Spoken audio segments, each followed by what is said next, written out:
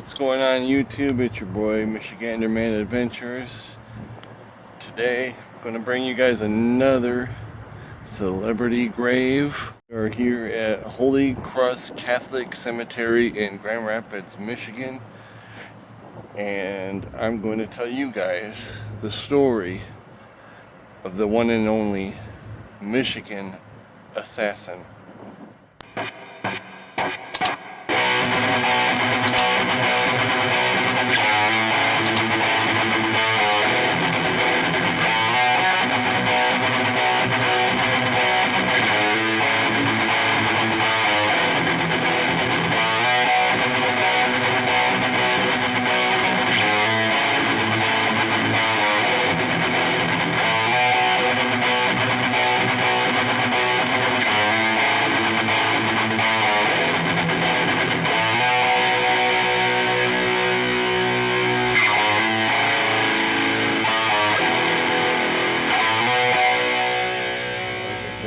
We are here in Holy Cross Catholic Cemetery, and we are here to visit the final resting place of the Michigan assassin, otherwise known as Stanleyketchel. He was born in 1886 in Grand Rapids, Michigan. He avoided school, instead falling in with a gang of street kids and often getting into fistfights. At 12 years old, he ran away from home, becoming a child hobo. As a teenager, he lived in Butte, Montana, where he found employment first as a hotel bellhop and then as a bouncer. This profession obviously led to many scrapes that established his reputation as the best fighter in town. Soon enough, 16-year-old Stanley was performing in backroom boxing matches with older locals. For $20 a week, he began traveling throughout Montana, offering to take on any man brave enough to face him. Between 1903 and 1906, he lost just twice in 39 contests, and in 1907 moved to California, where he knew most of boxing's big names and big fights waited for him.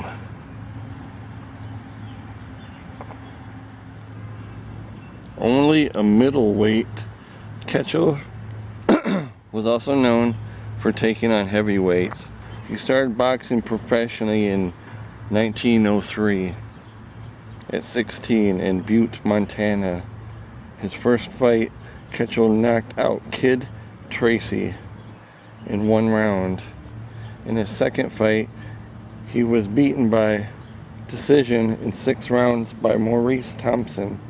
He boxed his first 41 bouts in Montana and had a record of 36 wins. And right here in front of us, guys, is the grave of Stanley, the Michigan assassin, Ketchel. And it is very beautifully well kept up. Beautiful, beautiful monument.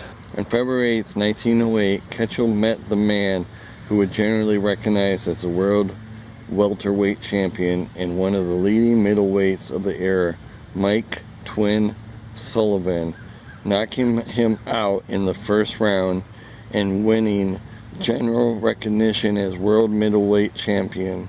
Sullivan often fought above the welterweight limit, making him a light middleweight. Whether Ketchel became world champion then he defeated Thomas or Mike Sullivan has always been up to debate. The fact remains, Mike Sullivan, not Thomas, historically remembered as a world champion.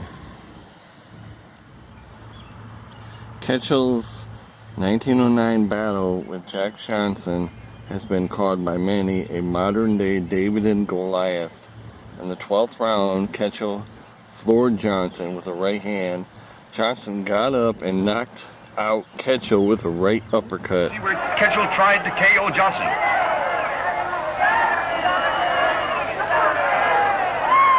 Sockle, there it is, and the referee begins to count. 1, 2.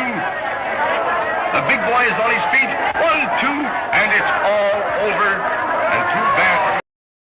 Ketchel and Johnson were rumored to have been friends and to have gone gambling as well as hit the brothels together.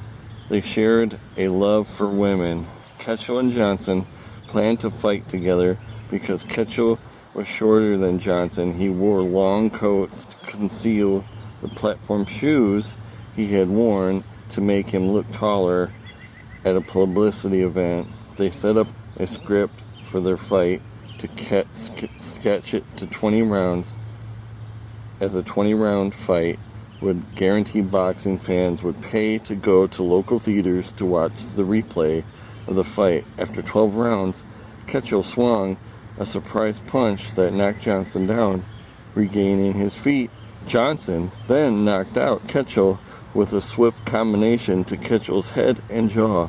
Ketchel did not wake up for many minutes, and some of his teeth were knocked out by the blow, with a few remaining embedded in Johnson's glove. In 1910, Ketchel fought 6 times, including one exhibition, but his fast living hand had worn him down. Hoping to regain his strength before a rematch with Jack Johnson, Ketchel moved to the ranch of his friend R.P. Dickerson on what is now referred to as Dickerson Ranch Road near Conway, Missouri.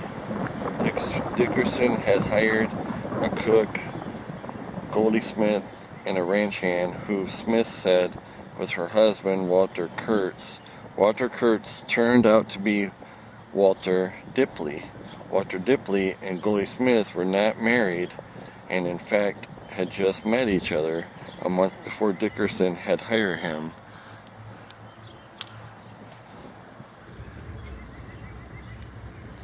After being unbraided by Ketchel for beating a horse on the morning of October 14th, Dipley decided to get even by robbing him. The following morning, Smith seated Ketchel at the breakfast table with his back to the door, and Dipley, armed with a .22 caliber rifle, came up behind him and shouted, "Get your hands up!" Ketchel stood up, and as he turned around, Dipley shot him. The bullet traveled from the shoulder into his lung, and Ketchel fell to the floor, mortally wounded. Dipley then took Ketchel's handgun and smashed Ketchel in the face with it. At the same time, Smith rifled Ketchel's pockets for his money, and promising to meet Goldie Smith later that night, Dipley ran from the ranch.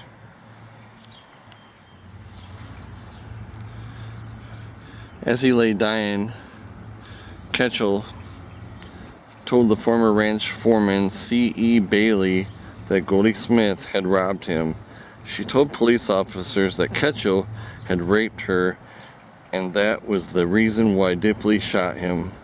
Her story fell apart, and she admitted her complicity in the robbery, but stated she did not know Dipley was going to kill the reigning champion. In an effort to save the young fighter's life, R.P. Dickerson chartered a special train to take Stanley to a hospital in Springfield, Missouri, but Ketchel died around 7 o'clock that night. His last words were, "I'm so tired. Take me home to mother." Dickerson also offered a $5,000 dead or alive reward, preferably dead, for Dipley, who was captured at a neighboring farmhouse the next day. Upon being informed of Ketchel's death, his manager, Wilson Misner, reportedly said, "Tell them to start counting 10 over him. He'll get up." Both Walter Dipley and Goldie Smith were convicted of murder and robbery at a jury trial in January 1911 and were given life sentences. Smith had her murder conviction overturned and she served 17 months for the robbery. Walter Dipley served 23 years where he was paroled. He died in 1956, 22 years after his relief from prison. Ketchel was buried at Holy Cross Cemetery in Grand Rapids, Michigan. His funeral was the best attended burial ceremony in the state until the Ford family surpassed him during the 20th century. A plaque in his honor is at the corner of Stocking Avenue and 3rd Street. And the statue is at 438 Bridge Street Northwest. Together now. 1, 2, 3.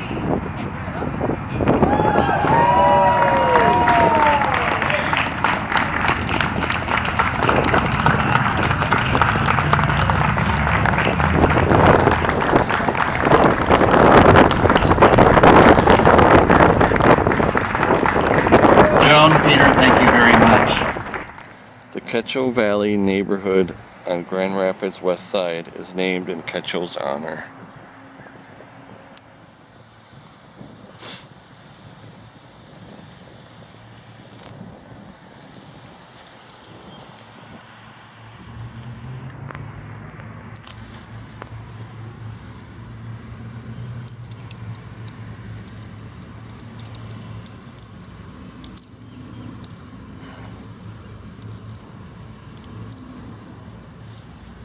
Always a legend, Stanley. You will always be a legend here in Michigan, Grand Rapids. We love you, and you're obviously not forgotten about.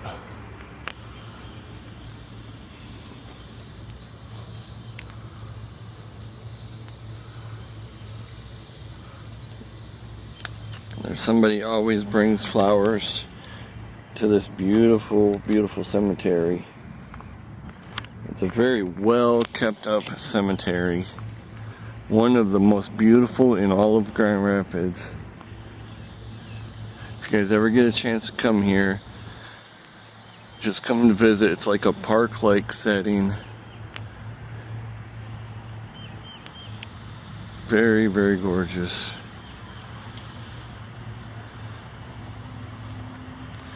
Rest in peace, Stanley. May you rest in peace, my brother.